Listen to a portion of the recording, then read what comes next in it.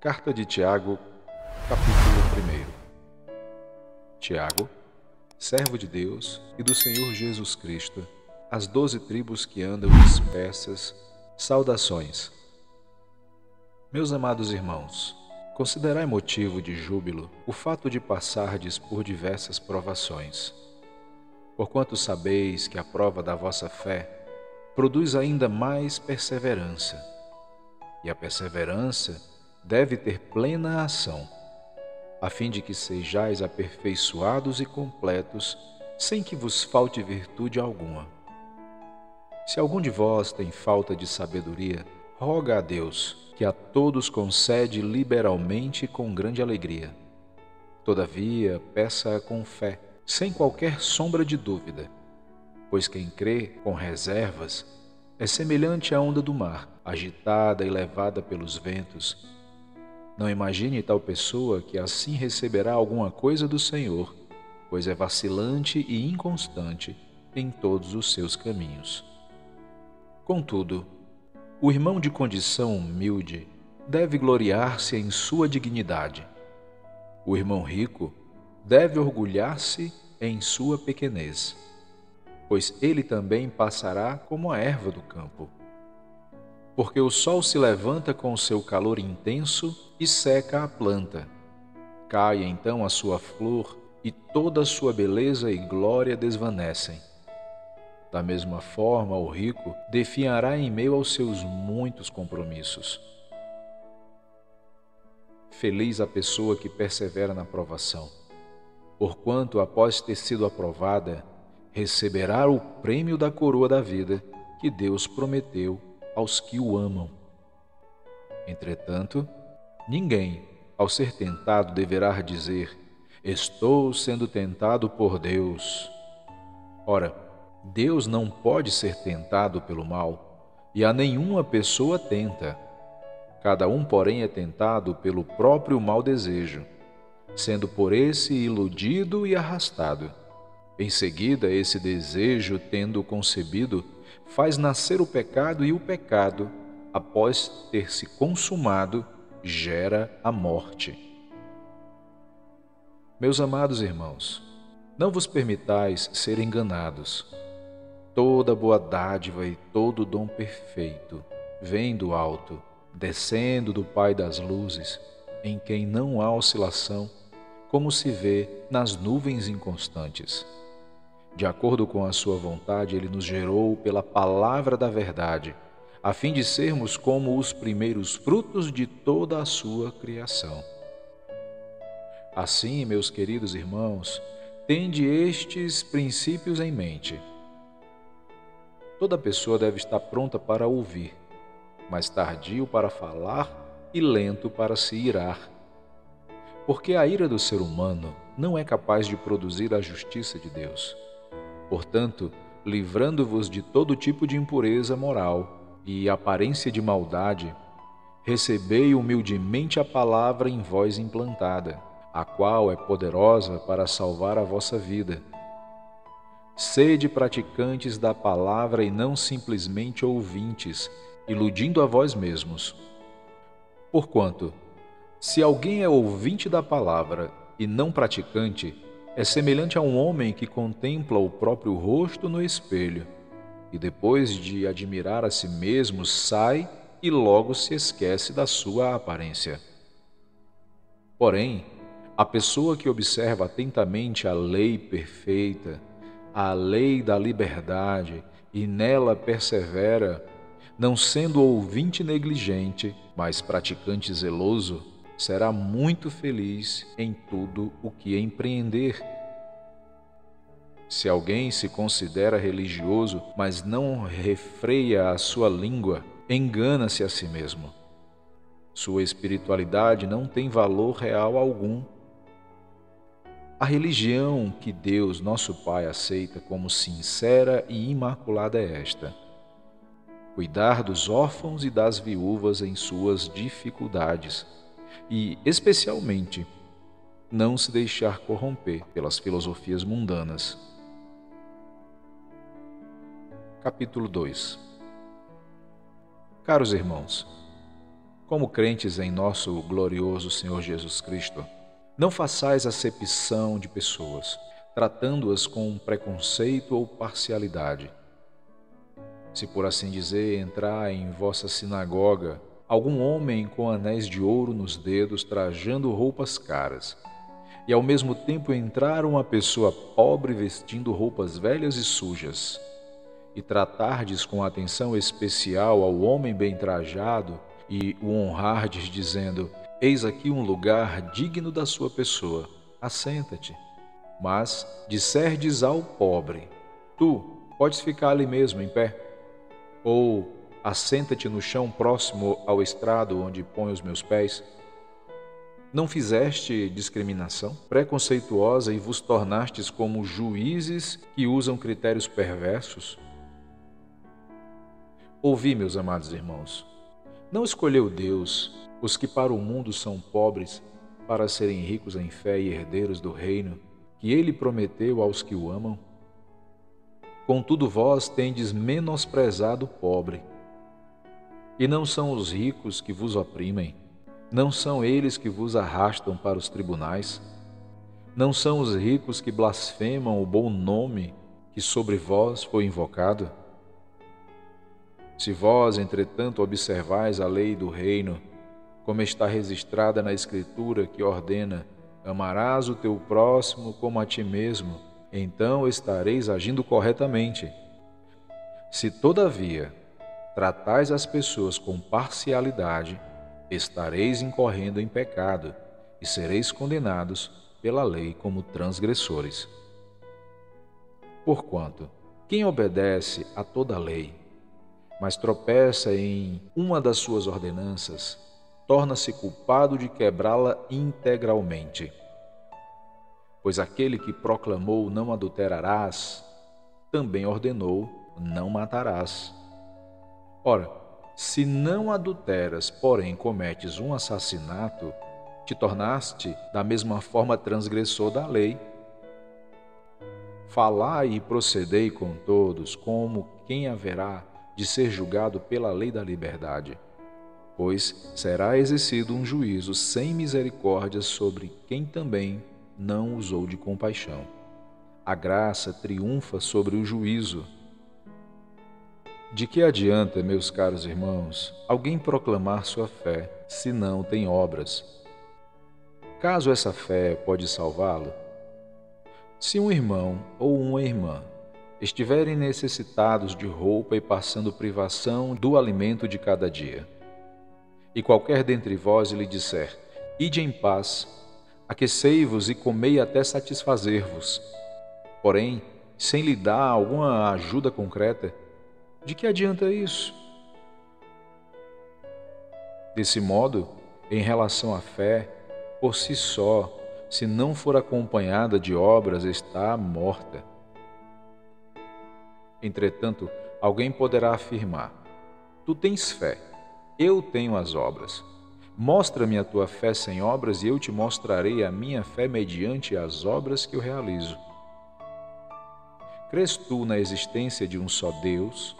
Fazes bem. Até mesmo os demônios creem e tremem. Queres, pois, assegurar-te, ó homem insensato, de que a fé sem obras é de fato inútil? Ora, não foi Abraão, nosso pai na fé, justificado por obras, quando ofereceu seu próprio filho Isaque sobre o altar?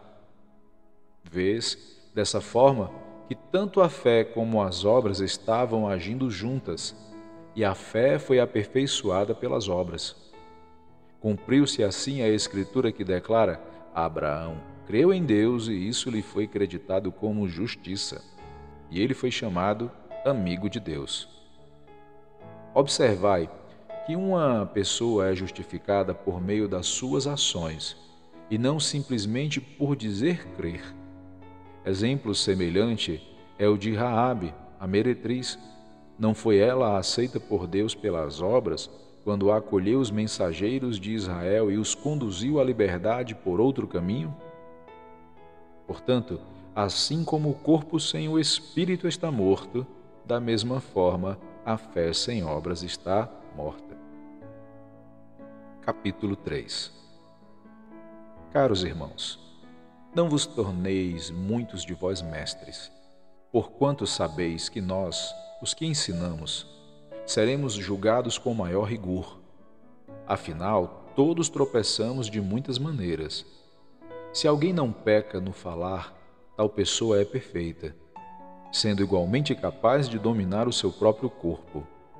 Ora, ao colocarmos freios na boca dos cavalos, para que eles nos obedeçam, conseguimos controlar o animal todo. Observai, por exemplo, os navios.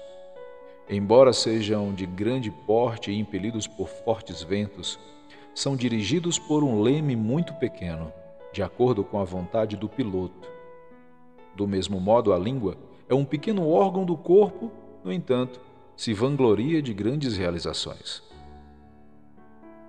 Vede como um bosque imenso pode ser incendiado apenas por uma fagulha. Semelhantemente, a língua é fogo, é um mundo de iniquidade. A língua está localizada entre os órgãos do nosso corpo e pode contaminar a pessoa por inteiro. E não somente põe completamente em chamas o curso da nossa existência, como acaba ela mesma, incendiada pelo inferno. Pois toda espécie de feras, aves, répteis e criaturas marinhas é possível domar, e de fato tem sido domada pelos seres humanos. A língua, contudo, nenhuma pessoa consegue dominar. É um animal incontrolável, cheia de veneno mortal. Com a língua bendizemos o Senhor e Pai, porém, com ela, amaldiçoamos nossos semelhantes, criados à imagem de Deus. Da mesma boca procedem bênção e maldição. Meus queridos irmãos, isto não está certo. Caso pode uma mesma fonte jorrar água potável e água salobre? Ora, meus irmãos, é possível que uma figueira produza azeitonas ou uma videira figos? Assim também uma fonte de água salgada não pode jorrar água doce. Quem dentre vós é sábio e tem verdadeiro entendimento? Que o demonstre por seu bom proceder cotidiano, mediante obras praticadas com humildade que tem origem na sabedoria.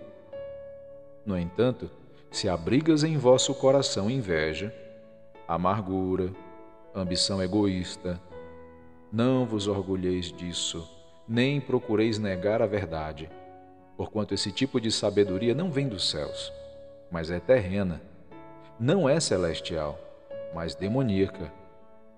Pois onde existe inveja e rivalidade, aí há confusão e todo tipo de atitudes maléficas.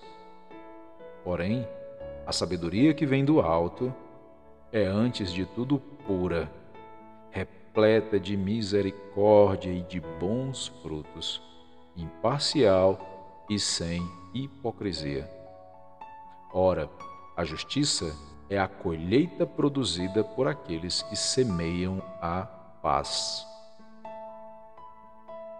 Capítulo 4. De onde vêm as batalhas e os desentendimentos que há entre vós? De onde, senão das paixões que guerreiam dentro de vós? Cobiçais e nada tendes. Matais e invejais, porém, não conseguis obter o que desejais. Viveis a brigar e a promover contendas. Todavia, nada conquistais, porque não pedis. E quando pedis, não sabeis porquanto pedis com a motivação errada, simplesmente para esbanjardes em vossos prazeres. Adúlteros! Ou não estáis cientes de que a amizade com o mundo é inimizade contra Deus? Ora, quem quer ser amigo do mundo torna-se inimigo de Deus. Ou imaginais que é sem razão que a Escritura afirma que o Espírito que Ele faz habitar em nós zela com ciúmes dos seus? Todavia, Ele nos outorga graça ainda maior. Por isso declara a Escritura dizendo: Deus se opõe aos arrogantes, mas concede graça aos humildes. Portanto, sujeitai-vos a Deus. Resisti ao diabo e ele fugirá de vós. Achegai-vos a Deus e ele acolherá a todos vós. Pecadores, limpai as vossas mãos e vós que tendes a mente dividida pelas paixões, purificai o coração. Entristecei-vos, arrependei e chorai. Abandonai o riso fácil e pranteai. Trocai a vossa euforia pelo pesar. Humilhai-vos na presença do Senhor, e Ele vos exaltará. Caros irmãos, não faleis mal uns dos outros. Quem se põe a falar contra algum irmão, ou passa a julgar o seu irmão, acaba protestando contra a lei e a julga também. Ora, se passas a julgar a lei, cessas de obedecê-la e assumis a posição de juiz. Um só é o legislador e juiz, aquele que pode salvar e aniquilar. Tu, no entanto, quem és para julgar o teu semelhante? Agora, prestai atenção, vós que clamais dizendo: hoje ou amanhã iremos a tal cidade, lá nos estabeleceremos por um ano, negociaremos e obteremos grande lucro. Contudo, vós não tendes o poder de saber o que acontecerá no dia de amanhã. Que é a vossa vida? Sois simplesmente como a neblina que aparece por algum tempo e logo se dissipa. Em vez disso, devias afirmar o seguinte: se o Senhor quiser, viveremos e faremos isto ou aquilo. Entretanto, estáis agora vos orgulhando das vossas capacidades, e toda vanglória como essa é maligna. Refleti sobre isto. Quem sabe que deve fazer o bem e não o faz, comete pecado. Capítulo 5. E agora prestais atenção, vós os ricos. Chorai e arrependei-vos, porque desgraças haverão de cair sobre vós. Vossas riquezas apodreceram e vossas roupas finas desvaneceram, roídas pela traça. Vosso ouro e vossa prata todos estão oxidados, e a ferrugem deles testemunhará contra vós, e assim como o fogo vos devorará a carne. Tendes acumulado bens demais nestes últimos tempos. Eis que o salário dos trabalhadores que ceifaram os vossos campos e que vós desonestamente deixaram de pagar está clamando por justiça. E tais clamores chegaram aos ouvidos do Senhor dos Exércitos. Tendes vivido regaladamente sobre a terra, satisfazendo todos os vossos desejos. E tendes comido até vos fartardes, como em dias de festa. Condenais e matais o justo, sem que ele tenha oferecido qualquer resistência. Portanto, meus irmãos, sede pacientes até a vinda do Senhor. Observai como o lavrador aguarda o precioso fruto da terra, esperando com paciência até que receba as primeiras chuvas de outono e as que encerram a primavera. Sede vós igualmente perseverantes. Fortalecei o vosso coração, porquanto a vinda do Senhor está próxima. Irmãos, não vos queixeis uns dos outros, para que também não sejais assim julgados. Eis que o juiz está às portas. Irmãos, tomai como exemplo a paciência e perseverança, a atitude dos profetas, que pregaram em nome do Senhor diante do sofrimento. Eis que consideramos bem-aventurados todos quantos demonstraram fé ao atravessar muitas aflições. Tendes ouvido falar a respeito da paciência de Jó, e bem sabeis que solução final o Senhor lhe providenciou. Ora, o Senhor é pleno de compaixão e misericórdia. Contudo, meus queridos irmãos, não jureis, nem pelo céu, nem pela terra. Tampouco façais qualquer outro juramento, seja suficiente a vossa palavra, sendo sim, que seja sim, quando não, não. Procedei assim para não cairdes em condenação. Está alguém entre vós sofrendo? Faça oração. Há alguém encorajado entre vós? Cante louvores. Algum de vós está doente? Chame os presbíteros da igreja, a fim de que estes orem sobre a pessoa enferma, ungindo-a com óleo em nome do Senhor.